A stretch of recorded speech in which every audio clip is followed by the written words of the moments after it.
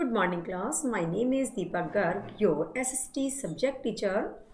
Today I will teach you chapter 15, First Empire.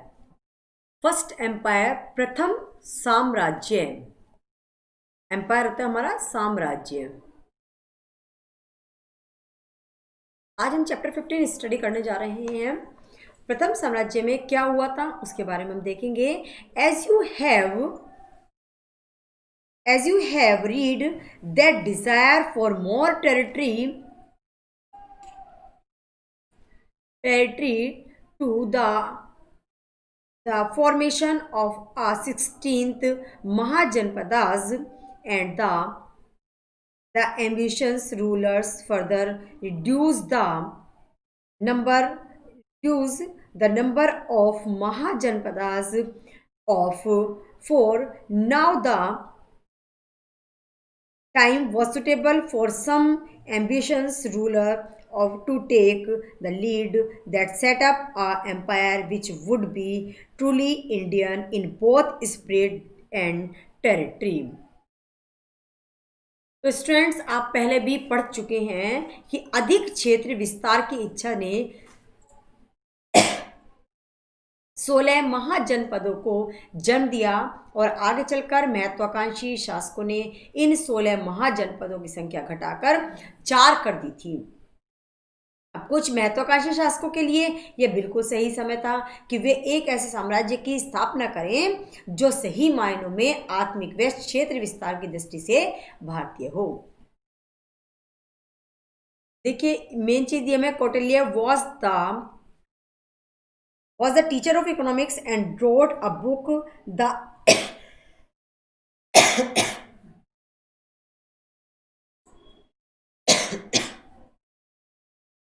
Arthashastra. This book deals with many aspects of economics and politicals. तो कौटिल्य अर्थशास्त्र के शिक्षक थे तथा उन्होंने अर्थशास्त्र की पुस्तक लिखी. यह पुस्तक अर्थशास्त्र व राजनीति शास्त्र के बहुत से पहलुओं पर प्रकाश भी डालती है. नेक्स्ट आता है हमारा एस्टेब्लिशमेंट. इंपॉर्टेंट पॉइंट है हमारा एस्टेब्लिशमेंट ऑफ द एम्पायर, यानी कि साम्राज्य की स्थापना. अब स्थापना के बारे में हम स्टडी करेंगे. Kautilya, also known as the Chanakya, was the Brahmin whose real name was Vishnugupta. तो कौटिल्य जो हमारे थे वो बिल्कुल ऐसे ही थे जैसे कि कौटिल्य जिन्हें चाणक्य के नाम से भी जाना जाता था, एक ब्राह्मण शिक्षक थे जिनका वास्तविक नाम विष्णुगुप्त था. विष्णुगुप्त उनका नाम था. जो he was insulated the Nanda the ruler for which he vowed that he would claim the entire Nanda dynasty. He saw a chance Chandragupta Maurya and trained him. तो जिनका नाम विष्णुगुप्त था, ये एक बार नंद शासकों द्वारा अपमानित किए गए थे, जिस कारण इन्होंने संपूर्ण नंद वंश का विनाश का प्रण किया था. अपने प्रण को सार्थक करने का अवसर उन्हें चंद्रगुप्त में दिखाई दिया और उन्हें चंद्रगुप्त को प्रशिक्षित किया था. Chandragupta Maurya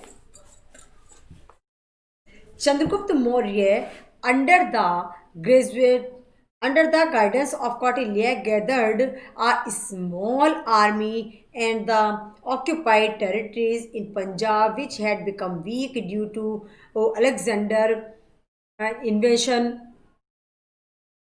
He consolidated his position and the attacked Magad. The Nanda rulers had become unpopular by them. His victory was easy for him as the people cooperated with him. With this victory in 321 BC, he earned the title of Emperor of Bharat. He was termed as the Liberator. तो क्या था इसमें कि चाणक्य कौटिल्य के संरक्षण में चंद्रगुप्त ने एक छोटी सेना एकत्रित की थी और पंजाब के क्षेत्रों पर नियंत्रण किया था जो सिकंदर के आक्रमण से कमजोर हो चुके थे। तत्पश्चात यानी कि उसके बाद चंद्रगुप्त ने अपनी स्थिति को और संगठित किया और मगध पर आक्रमण किया। उस समय तक प्रजा में नंद वंश के शासकों की छवि धूमित हो चुकी थी। इससे चंद्रगुप्त के लिए विजय प्राप्त करना सरल हो गया क्योंकि मगध की प्रजा ने भी उनका साथ दिया। 321 ईस्वी पूर्व में इस विजय के साथ चंद्रगुप्त ने भारत का सम्राट की उपाधि भी प्राप्त की थी। अब नेक्स्ट इंपॉर्टेंट पॉइंट आता है हमारा Chandragupta Maurya 321 BC to 297 BC. Nothing much is known about Chandragupta's early life. He was mentored and groomed by the Kautilya. The first task before Chandragupta was to establish an empire. He turned towards the northwest. This territory had been won by Alexander and at this time was being ruled by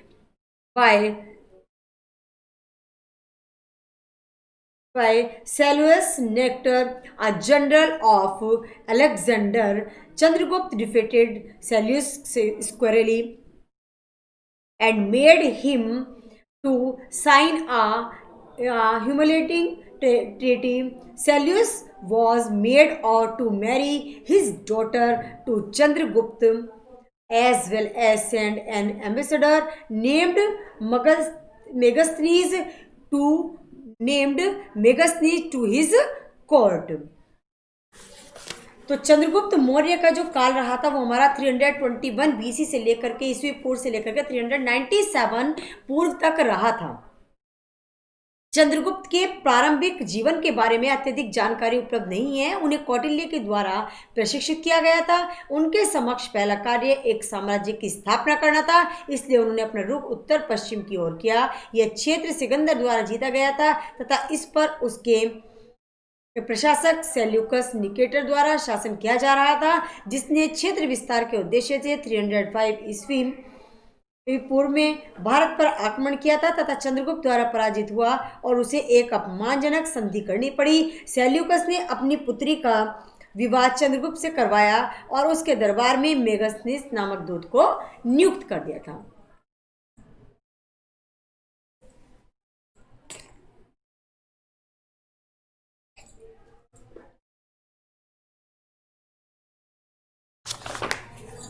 अतः let us tell you that Megasthenes was a scholar and wrote a book, the Indica. This book, together with the Kautilya's Arthashastra, is the main source of information. During this time, Chandragupta drew inspiration from the Kautilya, who motivated him to look after the welfare of his subject.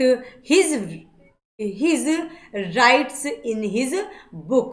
तो देखिए जो इसमें कौटिल्य हमारे हुए हैं, उन्होंने Megasthenes एक विद्वान थे, इन्होंने इंडिका नामक एक पुस्तक लिखी थी। यह पुस्तक तथा कौटिल्य कि अर्थशास्त्र इस काल की जानकारी के मुख्य स्रोत थे। उन्होंने अपनी एक प्रजा की भलाई के लिए एक अच्छे कार्यों को प्रेरित किया। वे अपनी एक पुस्तक में लिखते हैं कि प्रजा की खुशी ही राजा की खुशी है, उनकी भलाई उसकी भलाई है। राजा के लिए उचित नहीं है कि उसे किससे आनंद मिलता है, बल्कि यह उचित है कि उसकी प्रजा को किससे आनंद मिलता है। ही extend The Chandragupta Empire was from Bengal in the east to Hindus Kush in the northwest and from the Himalayas in the north to the Narmada in the south. It was for the first time that most part of India came under one rule. His capital was at Patliputra. This is the reason that he is called the first empire. तो चंद्रगुप्त के राज्य का विस्तार दक्षिण में बंगाल से लेकर उत्तर पश्चिम में हिंदू कुश तक और उत्तर में हिमालय से दक्षिण में नर्मदा तक था। उसकी राजधानी पाटलिपुत्र थी। यह पहली बार था कि पृथ्वी भारत का अधिकांश क्षेत्र एक ही शासन में था। इन्हीं कारणों से चंद्रगुप्त भारत के पहले सम्राट कहलाए थे। नेक्स्ट इंपॉर्टेंट पॉइंट आता है हमारा बिंदुसार। बिंदुसार का टाइम क्या था? 297 बीसी से लेकर के 272 बीसी। तो Bindusara ruled for 27 years. He maintained friendly relation with the neighboring countries. During his reign, the empire extended southward. He conquered 16 states and extended the empire from the sea to sea. The empire included whole the India except Kalinga and Tamil kingdoms of south. तो बिंदुसार ने 27 वर्षों तक शासन किया था। कितने वर्षों तक? 27 ईयर्स तक शासन किया था। इन्होंने पड़ोसी देशों के साथ मैत्रीपूर्ण संबंध स्थापित किए। इनके शासनकाल में मौर्य साम्राज्य का विस्तार दक्षिण की ओर से हुआ। इन्होंने 16 राज्यों को जीता तथा मौर्य साम्राज्य को समुद्र से समुद्र तक बढ़ाया। इनके साम्राज्य के अंतर्गत कलिंग व दक्षिण में तमिल राज्यों के अलावा संपूर्ण भारत भी सम्मिलित था। नेक्स्ट इंपॉर्टेंट पॉइंट आता है हमारा Ashoka the great, 272 BC two 232 BC. तो Ashok, one of the most popular rulers of the ancient India, he was born in about 302 BC. During the Bindusara rules he served as the Kumar Samant, the Takshila and Ujjain. He got valuable experience the administration as the Kumara and the experience served him well when he became the emperor. He ascended the throne the 272 BC. तो अशोक प्राचीन भारत के सबसे प्रसिद्ध राजा थे। उनका जन्म लगभग 302 ईस्वी पूर्व में हुआ था। बिंदुसार के शासनकाल में ये दक्षिण शासनकाल में तक्षशिला के कुमार सामंत के रूप में कार्य करते थे। एक कुमार के रूप में किए गए प्रशासन के कार्यों के अनुभव उनके सम्राट बनने के काल में बहुत उपयोगी रहे। उन्होंने 272 ईस्वी पूर्व में सिंहासन प्राप्त किया, पर इनका राज तिलक भाइयों के साथ उत्तराधिकार के लिए युद्ध के कारण लगभग 4 वर्ष पश्चात 269 ईस्वी पूर्व में संपन्न हुआ। उन्होंने अपने भाई सुसीम को पराजित किया तथा देवानम प्रिय, ईश्वर का प्रिय की उपाधि धारण की। वे प्रियदर्शी, सुंदर दिखने वाले भी कहे जाते थे।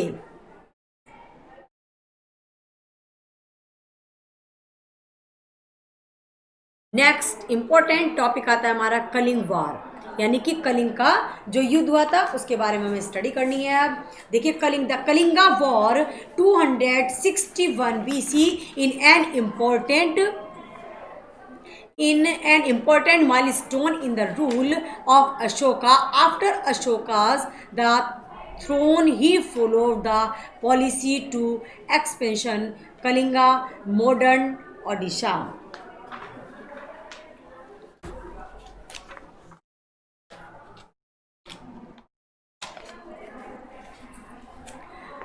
Odisha was not yet in his domain, so he ordered invasion. The people of Kalinga were brave people who knew that they could against the mighty Maurya army. Still they chose to fight. A bloody battle followed. Kalinga won, but humanity was lost. So much of destructions took place that Ashoka's heart under the change.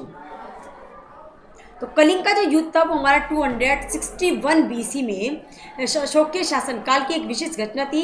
जब अशोक सिंहासन पर विराजमान हुए, उन्होंने विस्तार की नीति अपनाई, तो कलिंग ओडिशा अब भी उनके साम्राज्य में नहीं था, इसलिए उन्होंने कलिंग पर आक्रमण के आदेश जारी किए। कलिंग के लोग साहसी थे, वो अच्छे से जानते थे कि शक्तिशाली मौर्य सेना को पराजित नहीं कर सकते।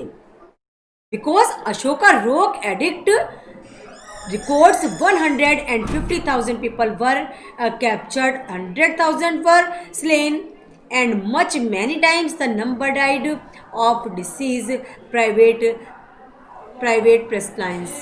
तो अधिकांश भारत उनके शासन में था। उनका साम्राज्य पूर्व में ब्रह्मपुत्र से पश्चिम में हिंदुकुश तथा उत्तर में हिमालय से दक्षिण में पेन्नार तक तथा पश्चिम में अरब सागर तक फैला हुआ था। यह प्राचीन जो हमारा भारत का सबसे बड़ा साम्राज्य था। अशोक ने लगभग 40 वर्षों तक राज्य किया तथा अपनी प्रजा की भलाई के लिए कार्य किए, जो उन्हें संसार का सबसे महान शासक बनाता है। नेक्स्ट इंपॉर्टेंट पॉइंट आता है हमारा अशोक एंड धामा।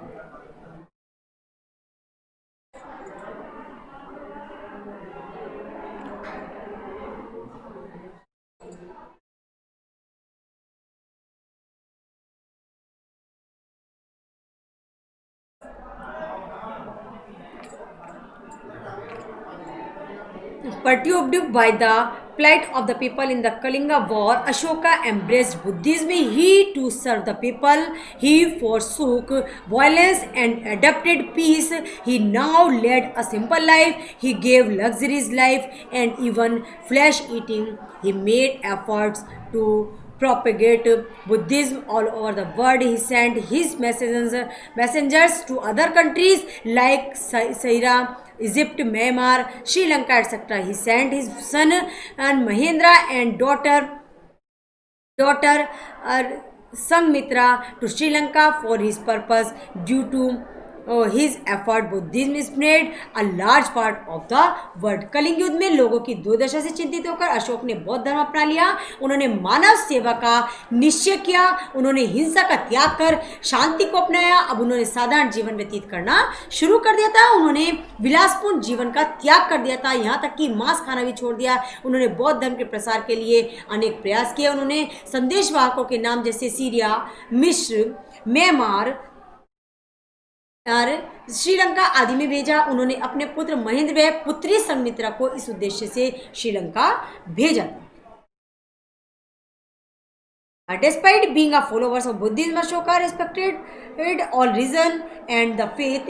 His edicts: one should not honor only one own seat of kingdom. Other sets should be respected.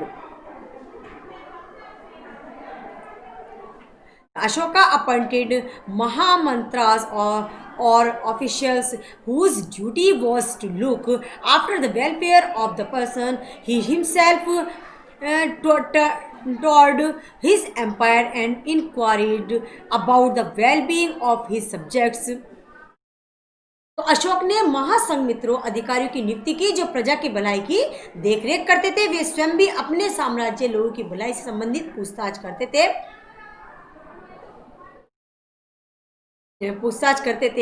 कभी उन्होंने बौद्ध धर्म के जो अनुयायी थे, बौद्ध धर्म के अनुयायी थे हमारे अनुयायी, अशोक सभी धर्मों का सम्मान करते थे। और उन्होंने क्या कहता है, his edicts: one who should honour only one own sect of condemn the sect, other sects should be respected. किसी को भी केवल अपने स्वयं के संप्रदाय का सम्मान व दूसरे संप्रदाय की निंदा नहीं करनी चाहिए। दूसरे का संप्रदाय भी समान रूप से सम्मान्य है। अब नेक्स्ट इंपॉर्टेंट पॉइंट आता है हमारा चीफ प्रिंसिपल ऑफ अशोकास धम्म। तो अशोका के धम्म के मुख्य जो सिद्धांत थे उनके बारे में स्टडी करते हैं। Ashoka issued addict from the 13th year of his rule. His main points of emphasis were following. उनके जो मेन रूल थे, अशोक ने अपने शासन के 13 वर्षों से अभिलेख जारी किए। उन्होंने निम्न बिंदुओं पर प्रकाश डाला था। नंबर 1 होता है हमारा love and respect for peoples, यानी कि लोगों के प्रति प्रेम व सम्मान। In one rock edict Ashoka said one must obey his faith. तो अभिलेख में अशोक ने कहा था किसी भी व्यक्ति को अपने माता पिता, अध्यापक व अन्य बड़े लोगों की आज्ञा का पालन करना चाहिए। उन्होंने अपनी प्रजा को छोटे तथा अधीनस्थ लोगों के साथ सहानुभूतिपूर्ण होने की भी सलाह दी थी। तो स्टूडेंट्स, आज की इस वीडियो में आपके चैप्टर को यही स्टॉप करते हैं। आगे का चैप्टर नेक्स्ट टर्न पर करते हैं। आई होप सभी अच्छे से वीडियो को वॉच करेंगे, चैप्टर को रीड करेंगे। Thank you everyone.